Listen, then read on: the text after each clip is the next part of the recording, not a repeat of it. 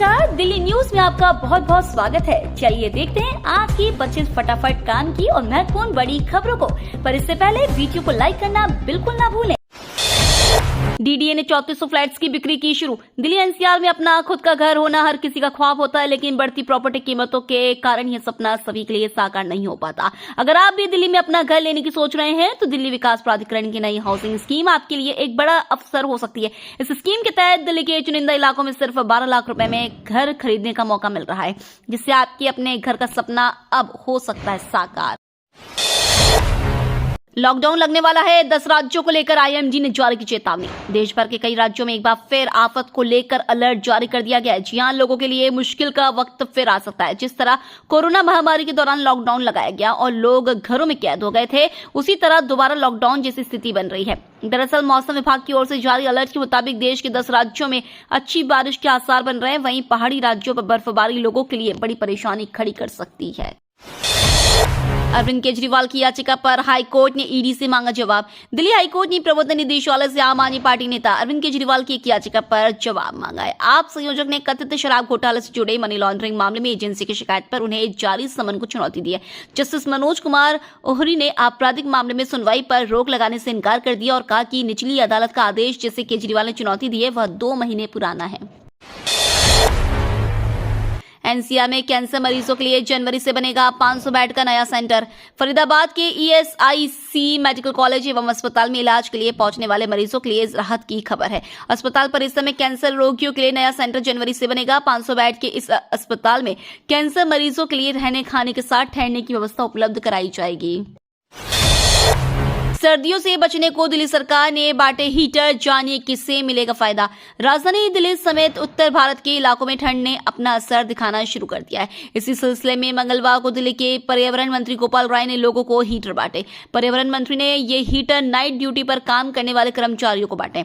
उन्होंने इसके पीछे की वजह भी बताई। उन्होंने कहा कि रात में काम करने वाले कर्मचारी ठंड से बचने के लिए आग जलाते हैं, जिससे काफी पोल्यूशन होता है, मगर हीटर देने के कारण वो आग नहीं जलाएंगे और पोल्यूशन को कम करने में मदद मिलेगी।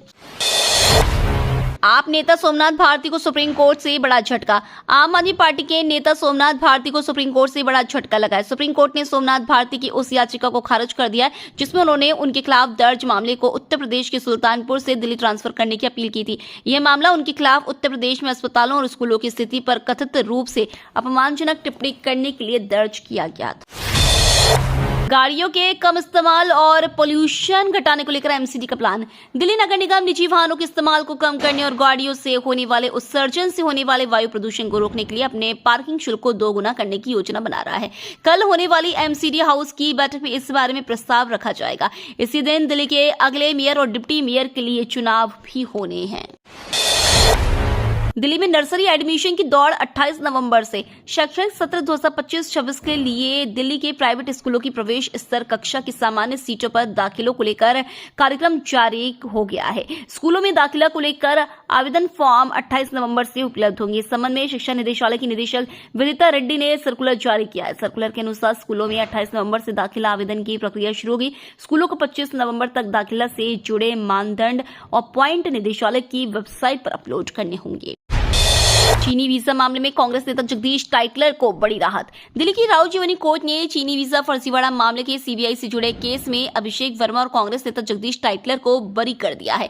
यह मामला तत्कालीन प्रधानमंत्री मनमोहन सिंह को एक चीनी टेलीकॉम कंपनी के अधिकारियों को वीजा नियमों में छूट देने के लिए लिखे गए पत्र से जुड़ा है। आरोप है कि कांग्रेस नेता के लेटर हेड पर फर्जी पत्र लिखा गया था।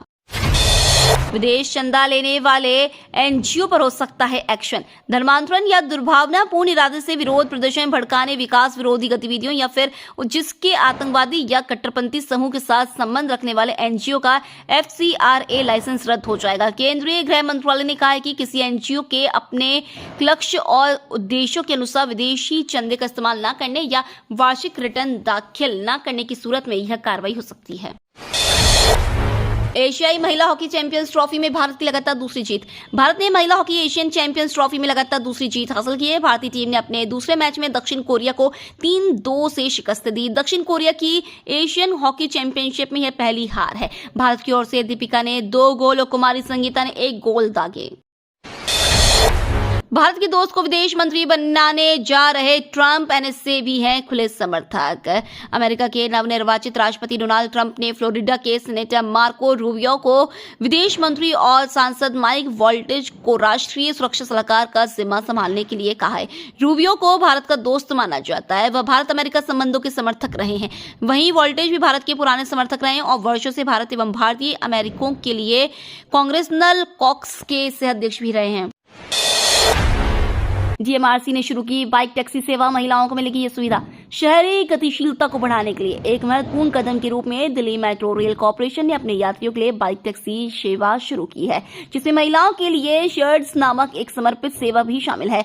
डीएमआरसी के प्रबंध निदेशक डॉक्टर विकास कुमार द्वारा उद्घाटन की गई इस पहल को मेट्रो यात्रियों द्वारा सामना की जाने वाली पहली और आखिरी मील कनेक्टिविटी चुनौतियों को दूर करने के लिए डिजाइन किया गया है। आधिकारिक डीएमआरसी ऐप दिल्ली सारथी 2.0 के माध्यम से उपलब्ध यह सेवा यात्रियों को एक सहज बुकिंग अनुभव प्रदान करती है।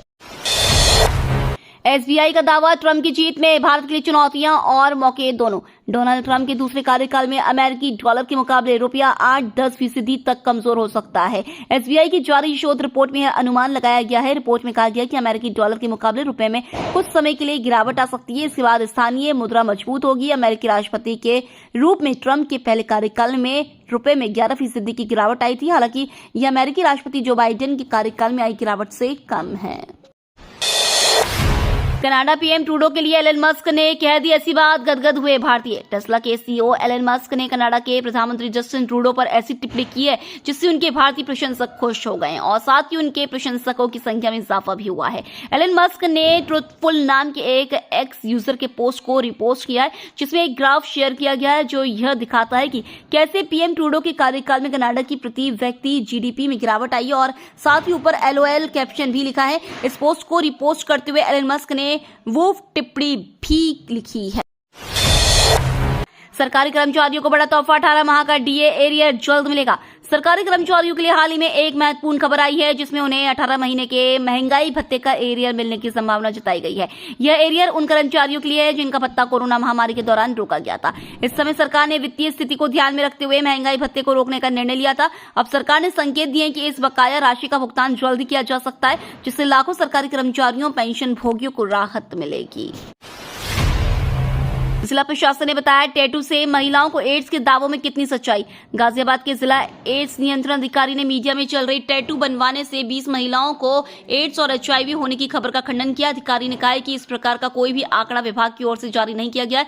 विभाग ऐसे किसी भी आंकड़े की पुष्टि नहीं करता है। जानकारी के अनुसार गाजियाबाद में 2-3 दिन से टैटू से महिलाओं में HIV संक्रमण की खबर सुर्खियों में बनी हुई थी। अब जिला एड्स नियंत्रण अधिकारी ने ऐसी खबरों को भ्रामक बताते हुए इसे लेकर स्पष्टीकरण जारी कर दिया है। गाजियाबाद में लाठीचार्ज से भड़के वकीलों का प्रदर्शन जारी। गाजियाबाद में वकीलों पर हुए लाठीचार्ज वाले मामले पर वकीलों का गुस्सा थमने का नाम नहीं ले रहा है। वकील पिछले 11 दिनों से हड़ताल पर है। मंगलवार को जिला जज का पुतला दहन करते हुए वकीलों ने हापुड़ रोड 2 घंटे के लिए ब्लॉक कर दिया। इस कारण शहर में जाम की स्थिति बनी हुई है। अधिवक्ताओं ने लगातार दूसरे दिन गाजियाबाद कचहरी के सामने हापुड़ रोड पर बैठकर विरोध प्रदर्शन किया। खालिस्तानियों की धमकी के बीच ब्रैम्पटन मंदिर ने रद्द किया बड़ा कार्यक्रम। कनाडा में ब्रैम्पटन त्रिवेणी सामुदायिक केंद्र के 17 नवंबर को भारतीय वाणिज्य दूतावास की ओर से आयोजित होने वाले जीवन प्रमाण पत्र कार्यक्रम को रद्द कर दिया है। खालिस्तानी कट्टरपंथियों की ओर से हिंसक विरोध प्रदर्शनों की आशंका के चलते यह फैसला किया गया है। सामुदायिक केंद्र ने पील पुलिस से हिंदू समुदाय के लिए सुरक्षा की मांग की है। 3 नवंबर को टोरंटो के पास ब्रैम्पटन में हिंदू सभा मंदिर में हमला हुआ था। ट्राई की बड़ी कार्रवाई, ब्लॉक किए 1,77,00,000 सिम कार्ड्स। सरकारी टेलीकॉम विभाग ने फर्जी कॉल्स को रोकने के लिए 1,77,00,000 मोबाइल नंबर बंद कर दिए हैं। देश के 122 करोड़ से ज्यादा टेलीकॉम यूजर्स की सुरक्षा के लिए टेलीकॉम विभाग ने ट्राई के साथ मिलकर ये कदम उठाया है। ट्राई ने पिछले महीने ही एक नई नीति बनाई है, जिससे अब ऑपरेटर खुद ही मार्केटिंग और फर्जी कॉल्स को रोक सकते हैं। इससे अब व्हाइट लिस्टिंग की जरूरत नहीं पड़ेगी। विदेश मंत्री जयशंकर बोले 2030 से पहले नए शिखर को छू लेगी रूस भारत की दोस्ती। विदेश मंत्री एस जयशंकर ने मंगलवार को कहा कि भारत को 2030 की लक्ष्य तिथि से पहले रूस के साथ 100 अरब डॉलर का वाणिज्य हासिल करने का भरोसा है। हालांकि दोनों पक्षों को व्यापार को अधिक संतुलित बनाने के लिए बाधाओं को दूर करने की जरूरत है। जयशंकर ने रूस के पहले उप प्रधानमंत्री डेनिस मंटूरोव के साथ द्विपक्षीय व्यापार और तकनीकी सहयोग की देखरेख करने वाले मुख्य निकाय की बैठक की सह अध्यक्षता करते हुए कहा कि दोनों पक्षों ने व्यापार की चुनौतियों के रूप में स्वीकार किया है। डीआरडीओ ने किया लैंड अटैक क्रूज मिसाइल की सफल परीक्षण। रक्षा अनुसंधान एवं विकास संगठन को बड़ी सफलता हाथ लगी है। 12 नवंबर 2024 को उड़ीसा के तट पर चांदीपुर स्थित एकीकृत परीक्षण रेंज से long range land attack cruise missile का पहला उड़ान परीक्षण किया, जिसे मोबाइल आर्टिकुलेटेड लॉन्चर से अंजाम दिया गया। टेस्टिंग के दौरान सभी उप प्रणालियों ने अपेक्षा के अनुरूप प्रदर्शन किया और प्राथमिक मिशन उद्देश्यों को पूरा किया। महाराष्ट्र चुनाव के लिए कांग्रेस का मेगा प्लान, अगले 6 दिनों में 90 सभाएं। महाराष्ट्र चुनाव प्रचार के आखिरी 6 दिनों में कांग्रेस पूरी ताकत झोंकने वाली है। जानकारी के मुताबिक कांग्रेस के राष्ट्रीय और प्रदेश के बड़े चेहरे अगले 6 दिनों में करीब 90 सभाएं करने वाले हैं। इनमें से करीब 20 सभाएं राहुल गांधी, मल्लिकार्जुन खड़गे और प्रियंका गांधी करेंगे। राहुल गांधी की मराठवाड़ा, पश्चिम महाराष्ट्र और उत्तरी महाराष्ट्र में 6 सभाएं होंगी। प्रियंका गांधी महाराष्ट्र में 4 सभाएं करेंगी, जिसकी शुरुआत आज से होगी। पीएफआई के पूर्व अध्यक्ष अबू बकर की एम्स में होगी मेडिकल जांच, सुप्रीम कोर्ट से मांगी है जमानत। देश विरोधी गतिविधियों के आरोप में प्रतिबंधित संगठन पॉपुलर फ्रंट ऑफ इंडिया के पूर्व मुखिया अबू बकर जमानत के लिए सुप्रीम कोर्ट पहुंच गया है। उसने बीमारियों का हवाला देते हुए जमानत की मांग की है। सुप्रीम कोर्ट ने 2 दिन के भीतर दिल्ली के एम्स अस्पताल में अबू बकर की मेडिकल जांच का आदेश दिया। जस्टिस MM सुदेश और अरविंद कुमार की बेंच ने कहा है कि वह डॉक्टरों की रिपोर्ट देखने के बाद जमानत पर फैसला लेंगे। अलकायदा की साजिश पर NIA का बड़ा एक्शन, बिहार, बंगाल समेत 6 राज्यों में की छापेमारी। भारत की राष्ट्रीय जांच एजेंसी ने सोमवार को आतंकवादी संगठन अलकायदा से जुड़े संदिग्धों के खिलाफ बड़े पैमाने पर देश भर में सर्च ऑपरेशन किया। इस ऑपरेशन के तहत जम्मू कश्मीर, कर्नाटक, पश्चिम बंगाल, बिहार, त्रिपुरा और असम सहित 9 जगहों पर जांच की गई। NIA की यह कार्रवाई आतंकवाद को लेकर देश की सुरक्षा और रक्षा नीति को सशक्त बनाने की दिशा में महत्वपूर्ण है। छापेमारी के दौरान कई डिजिटल डिवाइस, बैंकिंग दस्तावेज और सबूतों का खुलासा हुआ है, जिससे टेरर फंडिंग का मामला सामने आया है। ये तो थी आज की बड़ी खबरें। रोजाना ऐसी ही सबसे पहले अपडेट पाने के लिए चैनल को सब्सक्राइब करना बिल्कुल ना भूलें।